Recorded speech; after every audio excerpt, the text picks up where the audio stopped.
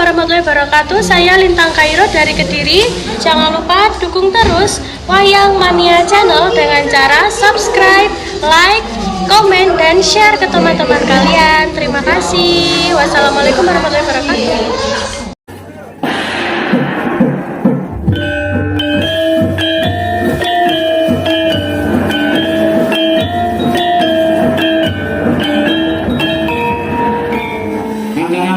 Eka uget-uget dengan yuk.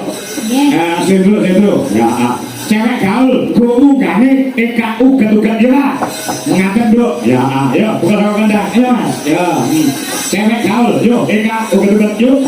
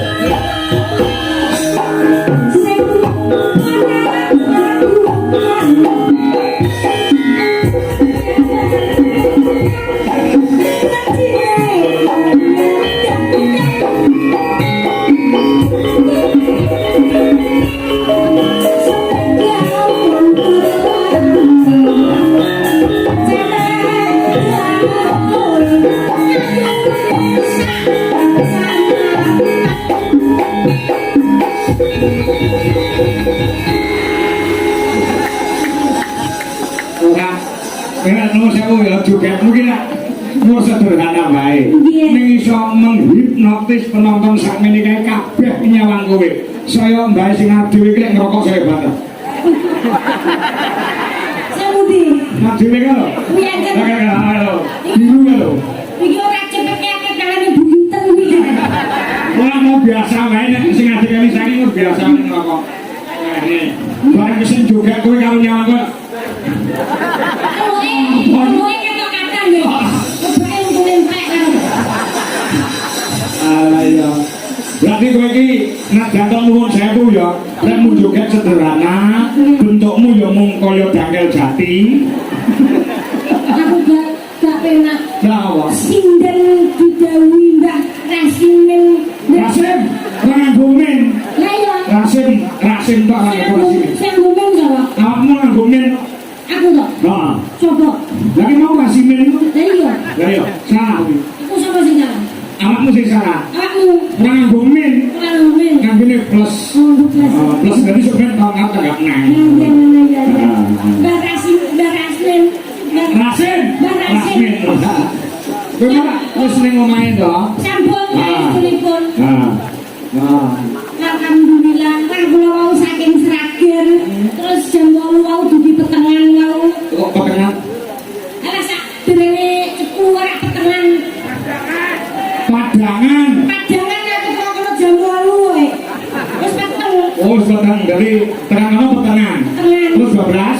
12. Hah? Terus kita daleme Mbah Rasimin. Hah? Wah luar biasa. Nah, piye? Saya elok, mau pendopone anyar. Hah? Susun kayune padha kaya nggonku. Wah. Tumpuk sawang tok dene. Biasa. Oh, kamu tumpuk-tumpuk sawange. Nggih. Nah, apa jenenge mau pelakon ya? Pelakone iso. Hebat. Nah, ya luar biasa. Mbah Rasimin. Rasim, orang nganggo min. Lagi. Lah ya Mbah Rasim. Mbah Rasim ini Ah. ora arogan. Hah? Selalu ikhlas memberi. Ah. Ibadah Ah. menjadi nomor 1. Betul. Mbah Rasim. Rasim. Nggih. Ayo. Muga-muga tambah rezeki, panjang yuswa, sehat selalu, anggone dono rasa. Ya. Nyeneng-nyenengke keluarga agung pojok watu. Betul. Sing disenengke muga-muga tansah semangat, Ah. tambah sehat. Ya. Anggone kepanen yo tansah dadi kasil sing apik, sing Ah. barokah. Betul. Amin ya rabbal alamin. Amin. Amin. Aku sowan rene mau rada ameng-ameng lho, Bro. Kok agak anak-anak ini dari sendiri kok? Sampun kaping 3 Ping menika. telu iki ya? Nggih. Lah ya mesine apa kok dalan rene? Kok dadak ameng-amengen iki apa? Ameng-amengen ngaten critanipun Kak. Sing pertama nika. Hah? Sing pertama ra enek kejadian bangku bocor. Ya. Karep sing kiwa. Ah. Sing Sing kedua kedua? bangku bocor sing mburi temen. Ah. Aku karo nang sing ketemu opone sing bocor. Ah, terus? Wedi aku mangkat. Bila aku ketemu ning daleme Mbah Rasim tenan. Sing bocor apa? Kamisal kuwi bedah gak sedeng. Ya lah apa sing penting Mesti enek kejadian. Dadi teko kene iki anggone foto Mbah Rasmin daharan. Lah aku seneng. apa sing senengi? Maem akeh wis enek foto enek dalanan enek sedo aku seneng. Maem akeh kamisalku gak sedeng sampean. Ngono. Ora lumayan kakean. Nggih. Nanti yo jangan desa ki malah disenengi wong pirang-pirang kok. Leres. Aku mau mangan nganti mbok pindho. Nggih. Nah, kowe nyuga to luar biasa. Leres. Awake dhewe kowe dianggap tamu ki dianggap raja lho. Nek anggone Mbah Rasim iki nek wis rene wis kaya dudure dhewe. Ah iya. Dengan tau nak diolehi pipo gading to. Betul. Ya nggih, kula mriku wau iki aku madake. Apa? Ya karo Dangkal Jati mau lho. Sing kok lingguing lho. Nggih. Nek jangkel jati ning kono pirang-pirang. Kursi sultan. Heeh, kursi sultan. Kamar mandine kok. Nah, Selangkok enek cucuke. kabeh nganggo shower kok. Nganggo sawer lho. Shower. Sawer. Shower. Kamar mandine enek upase. Lah iya. Yang Rasim, aku bangun Mbak Rasim. Ah. Nggih, ya ini ya kesel nang Ah. Nganti padang nganti selesai. Nggih. Akhirnya nyampe nyambut gawe kerepotan kesibukan nih dan garasi mau nang Jakarta begitu ditinggal untuk menyenangkan warga masyarakat Pojok Watu monggo esuk-esuk kudu bablas nang ayu Jakarta lho kaya ngono kuwi lho luar biasa kesibukan yang sangat padat ning ora ninggalke karo nggone dhewe betul tetep iso nyeneng-nyenengke karo keluarga kene iya sowan ana kene iki sok harapanku harapane muga iso nggawa dangkal jati iki Kowanen nggawa terus aku dikeki nah besok nggawa kalimo wah ini syaratnya itu sungginin dhewe kita saya ceker dangkal jati ya nggih makanya sukses selalu untuk beliaunya dan semua warga masyarakat Pojok Watu ya Kak. nggih amin Nah, nyata udane koyo ngene masyarakat tidak beranjak dari telenggane modho Yunakatan. Terus kami antusias nggih Pak nggih. Kabaripun sae. Alhamdulillah pripun? Kademen. Ora apa-apa kademen kok ndang gawe kopi. Ana ngene panen jagonge gak kena putih ya. Ya. Ora. Nggih, apa monggo. Memono tembang sing mawa donga kanggo masyarakat Pojok Watu. Tembang mawa donga. Ya. Nggih. Kabeh donga iki becik wonten tinambaran rasa ikhlas, insyaallah Gusti ngijabahi Kak. Nggih, nggih. Nganggo tembang apa? Tembangipun nggih menika napa pocong nggih? Pocong. Nggih. Lho sapa iki? Lho desa Pojok Watu apa nggih Barasin sik? Derek kagem sinten yen. Kanggo sing biayai bengi iki Barasin sik. Oke. Ah ya. Sepotane ta suka ora untuk maca lho. Nggih. Ya. Bismillah.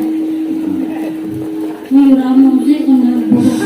Sing cerdas lulusan isi Surakarta iki yo kudu berani dan bisa spontanitas di panggung cerdas. Kadang yo metu kuping barang.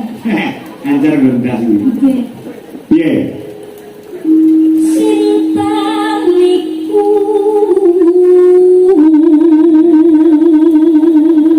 Terus Rekmo gondrong kapon mrabu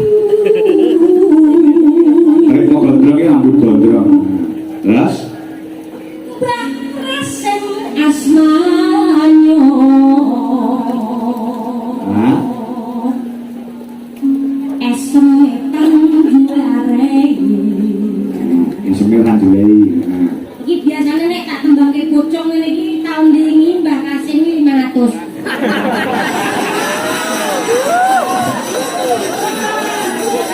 Lah tak ora duwe aja kuwatir karo Barasin. Eleng-eleng deni yo nek pamane dikasih itu kan awake dhewe kudu nulis ning nggon watu. Iya. Nek pamane awake dhewe iki kudu tulis ning banyu lah Mbah Kasim ku ngono.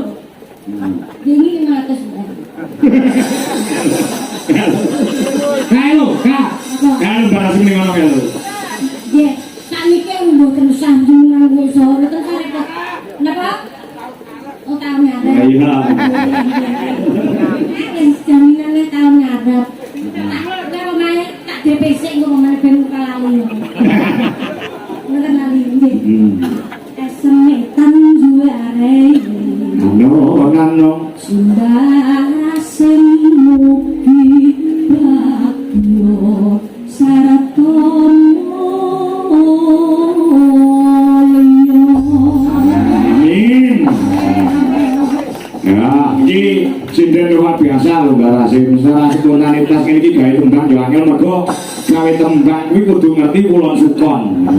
Andane suarane iki wis dadi kelangenane kok. Nah, Kelangenane iki. kelangenan pada kekewan gitu. Aku dulu ngomong. Nah, ini desane Pojok Watu, kepala desane penjane Mas Atok Setyo Utomo. Nah, Mas Atok Setyo Utomo. nggih. Lah ini dirawo. Dirawo. Nggih. Nggih. Patok ngene kang pundi? Kangkung jenenge sakedap mawon. Oh nika ngagem keci nika. Nggih, Mas Atok. Nah, Sinten niku? kemarin ora takon terus. Sinten niku terus Sopo to kae? sapa to kae? Nah, ya. Halo, saya kembang iki druwane seleb streaming tanpa memandang wajah. Lho, sampeyan sopo yo kae? Sing dene Pak Kalko sing wis rapi sopo yo? Suarane kaya ngono kucing kuning saya aneh. Iya. Ulangmu sekarang sampai yang minta double. Nang ini ya tidak angen jok. Jadi wanita semua, Semua kan. Cinta niku terus Temikmu, engkau ngaju kapung niku. lugu. Ayo dari kepala desa ki ora aneh-aneh kok kaya Pak Atok kuwi. Prasojo. Heeh, ya. Atok. Pak Atok asmanyo pimpinan ing desa mriki. Nah, ojo watu. Ojo watu mugi nangis ing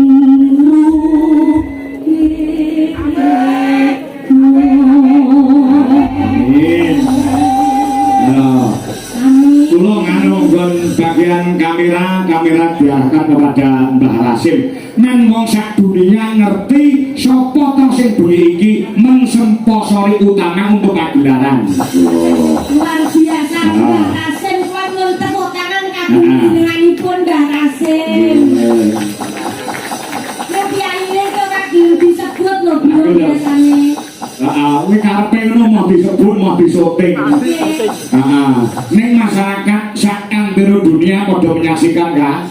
Udakara 2000 lebih pasang mata sing menyaksikan lumantar live streaming YouTube di Jolaras Indonesia. Kaya ngapa to wujude benerane Mbah Rasim. Oh, ngono. Nggih ngeten kok.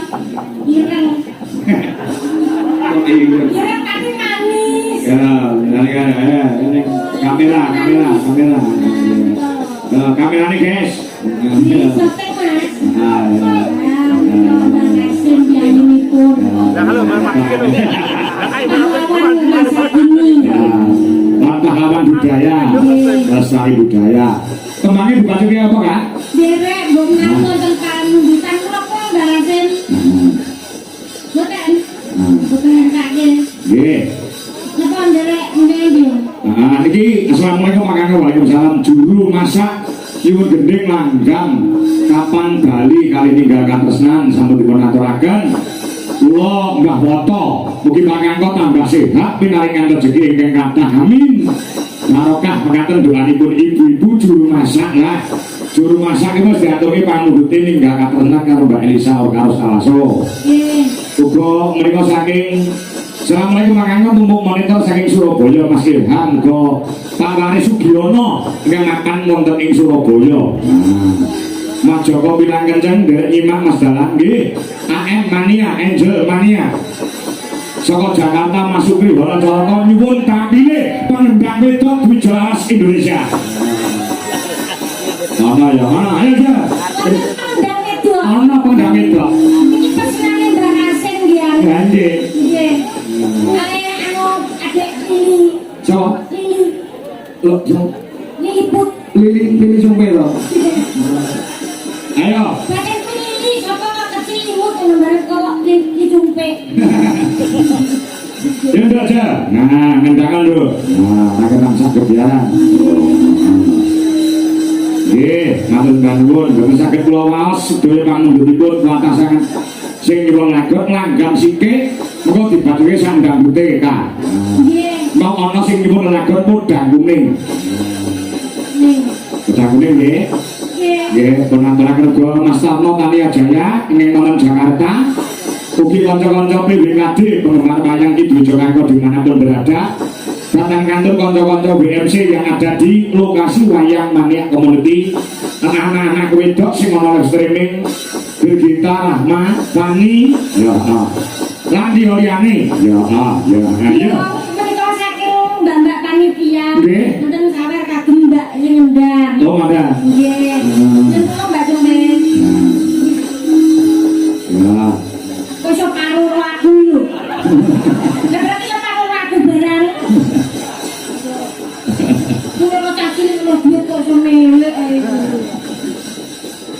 Ya. Kasih gimana? Nah, kodang kuning sing disebut. Esok kapan? Ayo, ini menggemarmu saka Jakarta masuk ki lho Mocoloko ngomong etor. Iya, coba kayak apa? Yuk.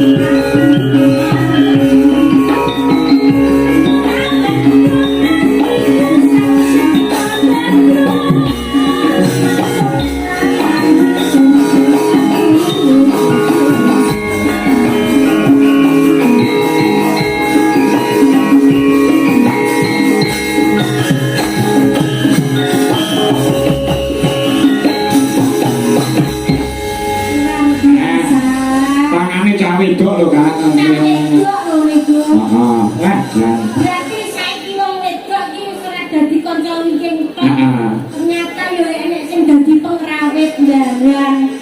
Nah, Mbak Asin nyuwun lagot Lenci Ucul. Nggih, Ucul. Iku sing nyawer kowe mau mantune Mbah Nasim. Nggih, putrane Mbak Nasim. Nggih, putra mantu.